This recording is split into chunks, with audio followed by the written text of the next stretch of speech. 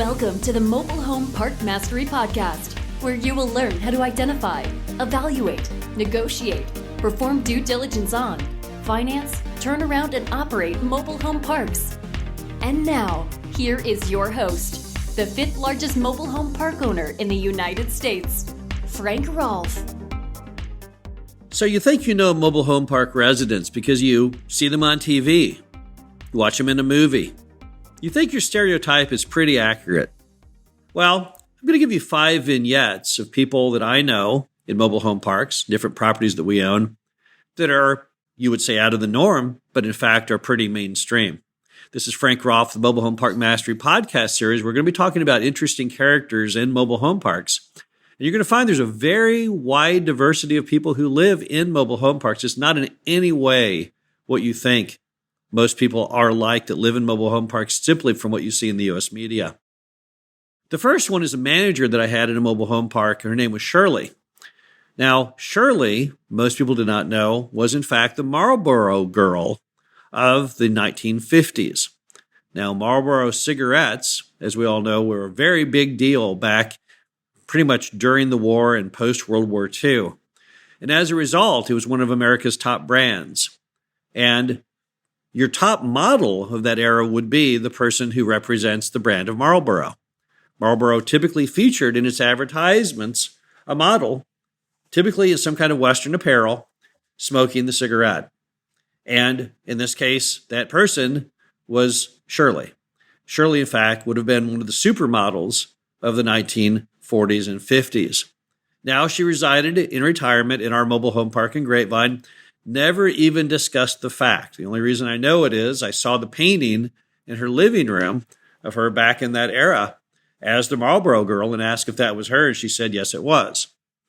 So, again, something you would not expect in a mobile home park to have one of the top models of America from the 1940s and 50s. Another story. Very first mobile home park I bought, there was a fella that lived in an L-shaped mobile home.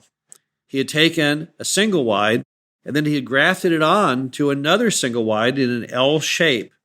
And in the middle, in the pocket of this L formation, he had a very, very sophisticated and elaborate garden. Fountain in the middle, all kinds of things that he had groomed. It looked just like an arboretum. He was an engineer by trade, and typically I would see him out in front of the home wearing a tweed jacket and smoking a pipe. Again, not what you expect in a mobile home park. In fact, why do we not expect that in a mobile home park? Well, I'll leave that up to you, but I think the media may have something to do with it.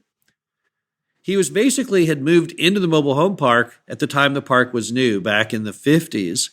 And when many of his friends moved on into suburbia, he had stayed there. He really liked it a lot. Talked to him many times on what he liked about the property. He loved the location. He loved the fact it was quiet. And he also really just liked the fact that it was a little different. He was kind of eccentric, and he really enjoyed the fact that while his other friends and other engineers might live in stick-built homes in suburbia, he was living a different way, his own unique way, and he also just liked the history of it. He remembered back in the glory days of mobile homes and mobile home parks, and he really felt like he was still a part of that movement. He was a very, very nice guy. Third person is state senator that lived in a single-wide in our mobile home park in Illinois. Now, typically, when you think of someone in the political realm, you certainly don't think of them living in a mobile home park, but that's exactly what we had here. We had someone who was basically living in the mobile home park and then would decamp from the mobile home park to the Capitol when it was in session and then return. He was an older guy. I assume perhaps he lived at one time in a stick-built home, but I don't know that to be the case whatsoever. But somehow, over time, he ended up in our mobile home park in a single wide that looked just like many others on the street, nothing unique. As I recall, he drove a Buick, but again, fairly nondescript, very well-educated guy, very nice guy, always nicely dressed. And again, when he was not in the mobile home park, he was out there working on the laws of the state of Illinois. Just recently, I saw a guy that I thought was very interesting. He was in front of our mobile home park over in Decatur, Illinois, and he looked like something straight out of a cross between L.L. Bean and Brooks Brothers. This was perhaps one of the preppiest people I've ever seen in a mobile home park. khaki pants, blue blazer, button-down shirt, very topsiders. And some people might say, what the heck is he doing there? Well, we're seeing more and more of that today. We're seeing younger people who are a little turned off by apartments, a little turned off by cookie-cutter living. They're wanting something new, something different. They're also wanting to live a little greener, a little smaller. They're trying to forge their own path, and they're having fun with it. And I could tell the guy was very, very happy. Car in the driveway, a Volvo. Some people might say, is this a staged thing? Were you shooting a commercial? Surely somebody in this description would not be living in a mobile home park. And the question is, why would you think that? Why would you think that a preppy guy would not be living in a mobile home park in Illinois? I was as guilty as many people of thinking of that stereotype when I got in the industry, because I didn't know any better and because I relied on the U.S. media as telling the truth. But I now know, in fact, that all the stereotypes created in the movies and television were completely wrong. Will he stay in our mobile home park? Is he just there temporarily? I don't know. But I do know if he leaves, if he moves on somewhere else, we'll find somebody else who probably will be still similar to that. In fact, in this one mobile home park, it's striking how many younger people have moved in. And these are not young people who are early job formations, living with their parents, starting up their lives. These are younger people who are really on a mission. They're on a mission to live differently, to live their own unique way. And I really like the way that it looks in the mobile home park. I think the diversity of people who live in mobile home parks has always been a big attraction to the industry for many people. And I think it's pretty cool that we're getting lots of young people, maybe even slightly more affluent people, who are finding the whole idea of living in a mobile home park kind of cutting edge, kind of offbeat, kind of fun, kind of neat. You know, I went out and viewed the mobile home park in Las Vegas a while back, the one that Tony Hsieh lives in. Tony Hsieh, if you don't know him, is the guy that sold Zappos.com to Amazon for, I think, $800 million. Not sure how much he cleared out of it, but quite a bit. And he gave up his penthouse in Las Vegas to move into a mobile home park because he was very lonely. And then he bought the mobile home park, and it's right there on the strip in Las Vegas. He's a very nice guy. If you call him or email him, he'll have someone in his office give you a tour. At least he did in my case. And it's basically people living in a new way that they've kind of invented. And he's very much part of the creative process. They have a lot of Airstreams in there, some tiny homes, giant stage. And they try to have everyone kind of communally bond at night every night. So they'll have live theater.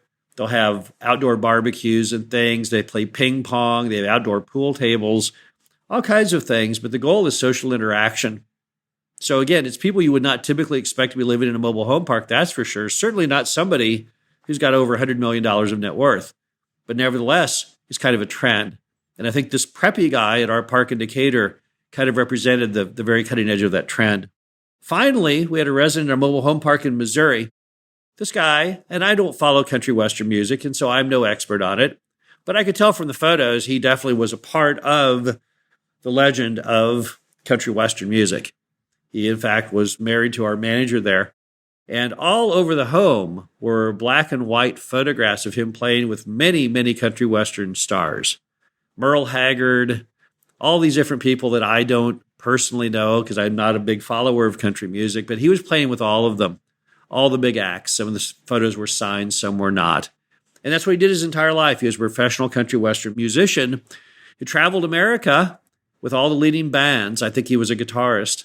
And now in retirement has finally settled down in our mobile home park in Missouri. Very, very interesting guy. Very, very interesting couple. Have been all over America, many different sights and sounds. They've done it all. And yet they chose at the end to retire into a mobile home park in Missouri because that's where they felt comfortable. And I think they also, once again, like the fact that it's kind of an unusual type of living. Many of their friends probably live in little stick-built homes. They instead have opted for something that's a little different, a little off the beaten path. That I think they like the creative outlet of doing something that's not entirely in line with most Americans are doing. In fact, you'll find that roughly 8% of all Americans live in mobile homes. And that means there's 24 or 25 million stories out there. Lots of people who you would not expect, lots of stories that you would not expect. They're out in the mobile home parks every day. You've got billionaires in Montauk. You've got millionaires in Malibu. And then you have just regular run-of-the-mill people who are enjoying their lifestyle in the mobile home park, enjoying living in a way that most people don't normally think of when they think of typical housing. But don't for 1 minute fall into the trap of stereotyping those residents. Don't watch a TV show or a movie and say, oh yeah, I really know mobile home park residents now. I know about all those people who live in trailer parks. Because the truth is you don't. You don't have a clue. So don't fall into that trap. Keep your eyes open. There's nothing different or in any way different between residents in mobile home parks than residents in every other form of housing. There just isn't. And if you feel like you do have a handle on that stereotype, then educate yourself. Go into a mobile home park and don't go into just the old shotgun style one you may see on the edge of downtown or in the industrial area. Go to the bulk of them, the real ones, the ones that are residentially based. They look more like high-density subdivisions. Drive through there and see if it does not change your opinion in a little, because it definitely should. This is Frank Rolfe, Mobile Home Park Mastery podcast series, talking about interesting people in mobile home parks. We'll see you again next week. Thank you for listening to the Mobile Home Park Mastery Podcast. Be sure to visit us at mhpmastery.com to subscribe to the show, read our show transcriptions, and access all of our great information on mobile home park investing.